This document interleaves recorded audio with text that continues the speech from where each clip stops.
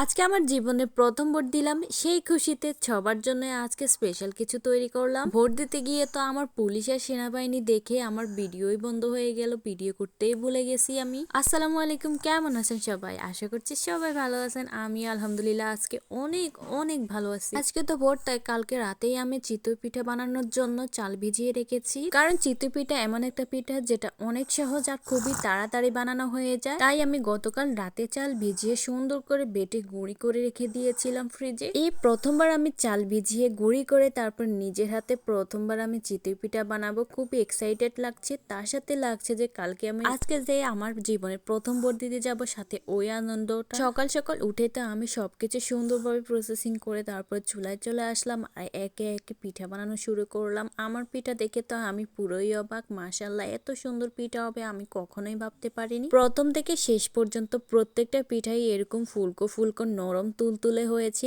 আমি কখনো ভাবতে পারিনি আমার পিঠাগুলো এত সুন্দর হবে, তাও আবার এই প্রথমবার বানালাম যে এত পারফেক্ট হবে আমি ভাবতেই পারিনি। সবাই খেয়ে তো বলছে অনেক সুন্দর হয়েছে আর অনেক মজাও হয়েছে। আমরা কিন্তু এগুলোকে চিনি আর নারকেল দিয়ে খেলাম। অনেকে অনেক রকম করে খায়, কিন্তু আমাদের অঞ্চলে নারকেল আর চিনি দিয়ে বেশি খাওয়া হয়। ভোটের কথা কি বলবো, আমাদের এইদিকে তো অনেক জমজমাট, পুরো ঈদের মতো আনন্দ করছে সবাই, রান্না বাড়াও করছে সবাই অনেক খুশি করে। কারণ 17 বছর পরে আবারও বাঙালি নিজের ভোট নিজে গিয়ে দিবে, এর থেকে আনন্দের আর কিসের। যাই হোক, আমার তো রান্না বাড়া বাসা ঘরে সব কাজ করতে করতে অনেক দুপুর হয়ে গেল, যেতেও অনেক দুপুর হয়ে গেল। সবাই অলরেডি চলে গিয়ে ভোট দেওয়াও শেষ, শুধু আমাদের ঘরে আমরাই মনে হয় থেকে গেছি, আর অনেকে চলে গেছে, আবার অনেকে আসতেছে। আমরা বউ শাশুড়ি মিলে চলে গেলাম, সাথে আমার মেয়েটাকেও নিয়ে গেলাম। আমার মেয়েটা একটু অসুস্থ, তারপর আমার ভোট দিতে অনেক শখ হচ্ছে তাই গেলাম। বাড়ি থেকে রাস্তায় উঠতেই আমাদের জন্য অটো এসে দাঁড়িয়ে পড়লো। এখন তো অটো এসে এসে নিয়ে যায় সবাইকে, তো আমরা উঠে পড়লাম একটা অটোতে। আমাদের ভোট কেন্দ্রটা বেশি দূরে না, একটু কাছেই, তো আমরা কিছুক্ষণের মধ্যেই চলে আসলাম। আর তখন কিন্তু অনেক ভিড় কমে গেছে,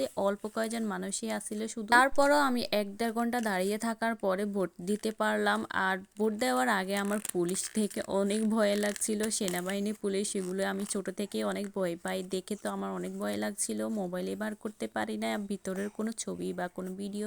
আর আলহামদুলিল্লাহ আমার মনের ইচ্ছে পূরণ হলো। আমার জীবনের প্রথম ভোটটা দিয়ে আসার পর থেকেই আমি এই ভিডিও ক্লিপগুলো নিলাম। এসে তো আমরা মা মেয়ে দুজনেই অনেক অসুস্থ হয়ে পড়েছি। আমরা দুজনেই কোনো রকম কয়টা দুপুরে ভাত খেয়ে তারপরে শুয়ে পড়েছি। আমার মেয়েটা অনেক কান্নাকাটি করছে। ভোটটা দিতে পারলাম নিজের মনের মতো প্রার্থীকে, এবার আল্লাহ জানে কি হয় সামনে। সেই পর্যন্ত সবাই অপেক্ষায় থাকি, আর কালকে সকালটা আমাদের কিভাবে শুরু হবে, কিভাবে নতুন দিনটা হবে সেই প্রত্যাশাই করবো। আল্লাহ যেন ভালো কিছু আনে আমাদের জীবনে।